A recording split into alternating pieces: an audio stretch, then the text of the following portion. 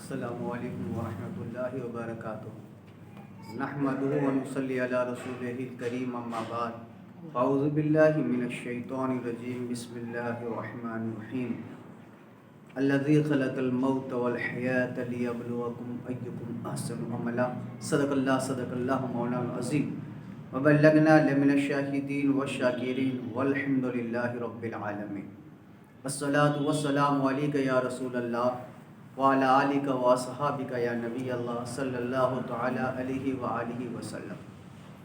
قرآن مقدس کی جس آیت کریمہ کو سرنم سخن قرار دیا، رب تبارک و تعالی ارشاد فرماتا ہے الذی خلق الموت والحیاۃ لیبلوکم ایکم احسن عملا، اور ہم نے زندگی اور موت کو پیدا کیا تاکہ ہم دیکھیں تم میں کس کا عمل اچھا ہے۔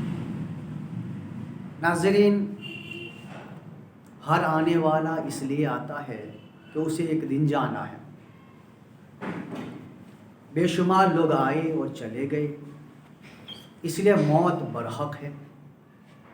اور قرآن مقدس میں رب تبارک و تعالیٰ نے ارشاد فرمایا کل نفس ذائقۃ الموت، ہر نفس کو موت کا مزہ چکھنا ہے۔ موت ایک ایسا راستہ ہے جس پر سے ہر ایک کو گزرنا ہے۔ موت ایک ایسا پل ہے جس پر سے ہر ایک کو جانا ہے۔ موت ایک ایسا گلاس ہے جس کا پانی ہر ایک کو پینا ہے۔ موت ایک ایسی غذا ہے جس کا لقمہ ہر ایک کو کھانا ہے۔ موت ایک ایسا راستہ ہے جس پر سے ہر ایک کو گزرنا ہے۔ کوئی آج کوئی کل، آنے والے آئے، بے شمار آئے اور چلے گئے۔ اس لیے یاد رکھے کہ موت کا آنا تو برحق ہے، مگر موت ہر ایک کی ایک طرح کی نہیں ہوتی۔ موت بھی ہر ایک کی، جس طرح دنیا میں ہر مکان ایک طرح کا نہیں ہوتا۔ کوئی جھونپڑی میں رہتا ہے، کوئی فٹ پاتھ پر رہتا ہے، کوئی عالیشان محل میں رہتا ہے، کوئی بنگلوں میں رہتا ہے۔ جس کا جیسا محل ہوتا ہے، مکان ہوتا ہے، جھونپڑی ہوتی ہے، تو مکان ایک طرح کا نہیں ہوتا۔ جس طرح زندگی گزارنے والے بھی ایک طرح کے نہیں ہیں، اسی طرح موت بھی ہر ایک کی ایک طرح کی نہیں ہوتی۔ کچھ تو وہ ہوتے ہیں کہ موت جب ان کی آتی ہے، ملائکہ انہیں مبارکباد دینے کے لیے آتے ہیں، جنت کی حوریں ان کا استقبال کرتی ہے، جنت کے دروازے ان کے لیے کھول دیے جاتے ہیں، قبر ان کے لیے جنت بنا دی جاتی ہے، قبر میں جنت کا بچھونا بچھا دیا جاتا ہے، قبر کے اندر جنت کی کھڑکی کو کھول دیا جاتا ہے۔ کچھ تو وہ خوش نصیب ہوتے ہیں اور کچھ وہ ہوتے ہیں کہ افسوس کے سوا ان کے ساتھ کچھ بھی نہیں آتا۔ آج ہر کوئی موت کو بھول چکا ہے، جبکہ موت ہمارے سر پر ہے، موت ہمارے آگے ہے، موت ہمارے پیچھے ہے، ہمارے دائیں بائیں ہر طرف موت ہے۔ ہم موت کو بھول چکے ہیں۔ سیدنا عیسیٰ علیہ نبینا علیہ السلام ایک راہ سے گزر رہے تھے تو آپ نے وہاں اونٹوں کو دیکھا کہ اونٹ چل رہے ہیں، اور ایک بہت بڑا اونٹ جو پہلوان اونٹ تھا وہ دوسرے اونٹوں پر حملہ کر رہا تھا۔ طاقت کی بنیاد پر انہیں کاٹ رہا تھا، اس پر حملہ کر رہا تھا۔ سیدنا عیسیٰ علیہ نبینا علیہ السلام اس کے پاس گئے، اس کے کان میں جا کر کچھ کہا، آگے چل دیے۔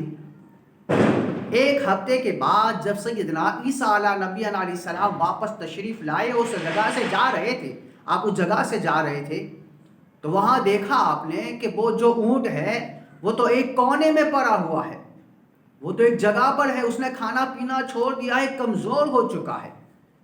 حضرت سیدنا عیسیٰ علیہ نبینا علیہ السلام نے اس کے مالک سے پوچھا کہ ایک ہفتے پہلے تو یہ بڑا پہلوان تھا، طاقتور تھا، اور دوسرے اونٹوں کو کاٹتا تھا، دوسرے اونٹوں کے ساتھ اپنے دانتوں سے دوسرے اونٹوں کو تکلیف پہنچاتا تھا۔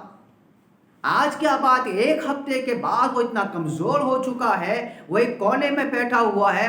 حضرت عیسیٰ علیہ السلام سے اونٹ کے مالک نے کہا کہ بات دراصل یہ ہے کہ جس وقت یہ دوسروں اونٹوں کو کاٹ رہا تھا اور آپ نے اس کے کان میں جو جا کر کچھ کہا، بس وہ جو کچھ آپ نے کہا آپ تو چلے گئے، اسی دن سے اس نے کھانا پینا چھوڑ دیا ہے، اسی دن سے اس نے چارہ چرنا چھوڑ دیا ہے، اسی دن سے اس نے دوسرے اونٹوں کے ساتھ رہنا بھی چھوڑ دیا ہے، ایک کونا پکڑ لیا ہے، وہاں بس نہ کھانا نہ پینا، وہاں اٹھتا تک نہیں ہے۔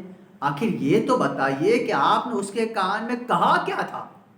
اونٹ کا مالک سیدنا عیسیٰ علیہ نبی علیہ السلام سے پوچھتا ہے کہ آخر یہ تو بتاؤ آپ نے اس کے منہ میں کہا، آپ نے اس کے کان میں کہا کیا تھا؟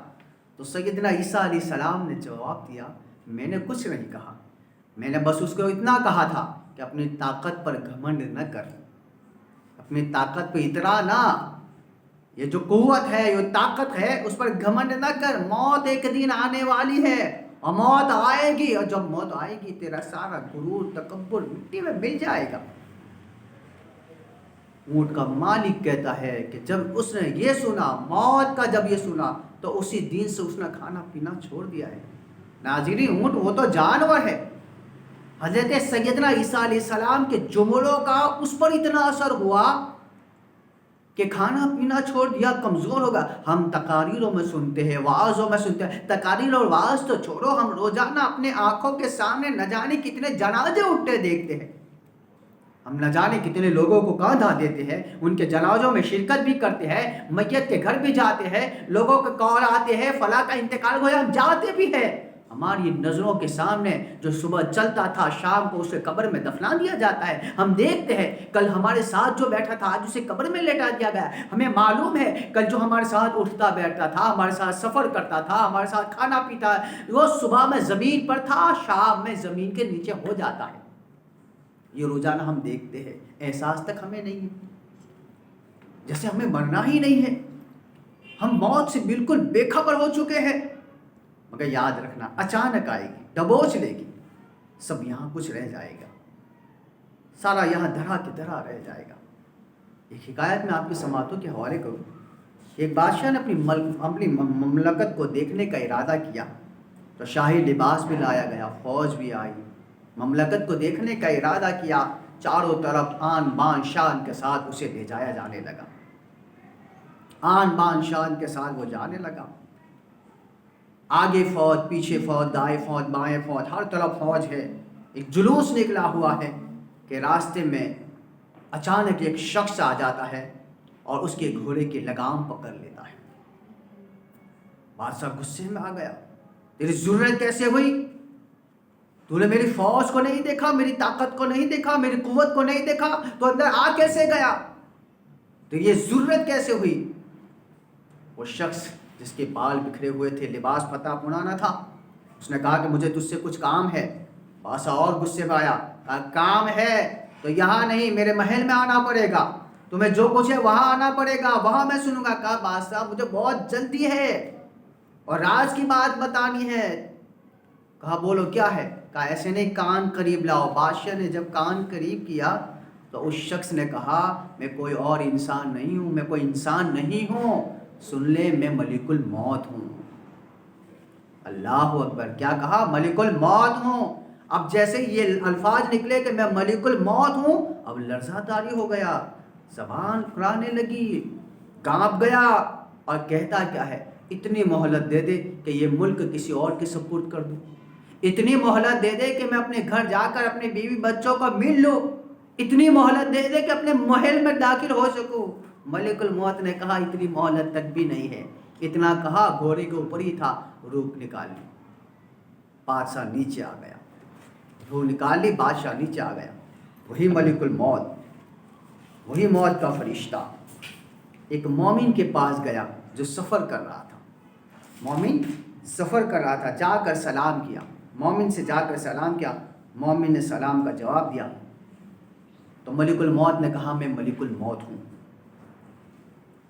کہا کہ اچھا ملک الموت ہے؟ جواب کیا دیا مومن نے؟ آپ کا آنا مبارک ہو۔ مومن نے کیا کہا؟ آپ کا آنا۔ بادشاہ گھبرا گیا، پسینہ ہو گیا، کانپنے لگا۔ مومن نے کیا کہا؟ مومن کے پاس بھی ملک الموت گیا، مومن سے کہا میں ملک الموت ہوں۔ موت کا فرشتہ جب گیا کہا میں ملک الموت ہوں۔ مومن نے کہا آپ کا آنا مبارک ہو، میں تو عرصے سے اس انتظار میں تھا۔ ملک الموت نے کہا تم جس کام کے لیے نکلے ہو جلدی کرو۔ ملک الموت نے کہا مومن سے تم جس کام کے لیے نکلے ہو جلدی کرو۔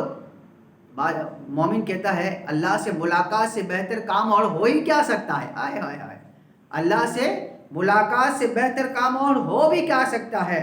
مجھے اپنے رب سے محبت ہے۔ ملک الموت سے کہا، ملک الموت نے کہا اچھا تمہاری کوئی خواہش ہے؟ تو مومن کہتا ہے ایک خواہش ہے، میں اچھی طرح سے وضو کر لوں، 2 رکعت نماز ادا کروں، اور جب میں سجدے میں جاؤں تب تم میری روح نکال لینا۔ ایسا ہی کیا، اچھی طرح سے وضو کیا، 2 رکعت نماز ادا کی، سجدے میں گئی، ملک الموت نے روح نکال لی۔ تو مرنے والا، ہر مرنے والا ایک طرح کا نہیں ہوتا۔ کچھ تو وہ ہوتے ہیں کہ جنازہ گھر پر ہوتا ہے، ان کی باڈی ابھی قبرستان تک پہنچی بھی نہیں ہوتی ہے، اس سے پہلے ان کی قبر کو جنت بنا دیا جاتا ہے۔ جنت کے پھولوں، جنت کی ٹھنڈی ہواؤں، جنت کی کھڑکی، ان کی قبر کے لیے سب کچھ، جنت کا بستر۔ ایک مومن کی شان ہے۔ مومن موت سے ڈرتا نہیں ہے، اس کی تیاری کرتا ہے، مومن موت سے گھبراتا نہیں ہے۔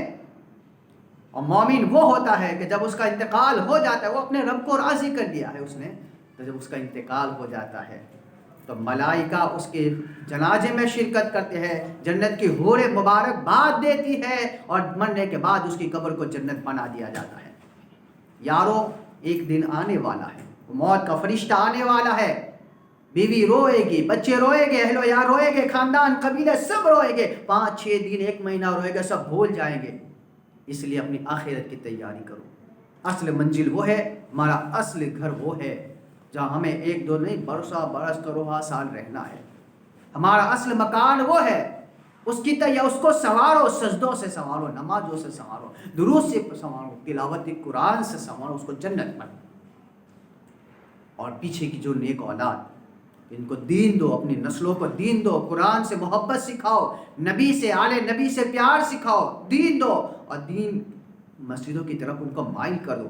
آخری حدیث پاک بھی سماعت کر لے اس سلسلے میں۔ حضرت ابو سعید خدری رضی اللہ تعالیٰ روایت کرتے ہیں، رسول اکرم صلی اللہ علیہ وآلہ وسلم نے ارشاد فرمایا، قیامت کے دن ایک بندے کے پیچھے نیکیاں پہاڑ کی طرح چلے گی۔ ایک بندہ، اس کے پیچھے نیکیاں پہاڑ کی طرح چلے گی۔ وہ پوچھے گا اتنی نیکیاں کہاں سے آئی، میرے پاس تو نیکیاں نہیں تھی۔ تو کہا جائے گا یہ تیرے بیٹے تیرے لیے جو دعا و استغفار کرتے تھے وہ نیکیاں ہیں۔ پہاڑ جتنی نیکیاں اس بندے کے پیچھے چلے گی۔ وہ عرض کرے گا باری تعالیٰ میں تو گنہگار، بدکار، سیاہکار، خطاکار، مجرم، اتنی نیکیاں کہاں سے آئی؟ جواب آئے گا وہ جو تو نے نیک اولاد چھوڑی تھی، وہ قرآن پڑھ کر، نماز پڑھ کر، درود پڑھ کر، صدقہ و خیرات کر کر، احسان ثواب کر کر، وہ جو تجھے ثواب پہنچاتے تھے، یہ ساری نیکیاں ہیں۔ دعا ہے اللہ رب العزت کے حضور ہمیں آخرت کی تیاری کرنے کی توفیق عطا فرمائے۔ السلام۔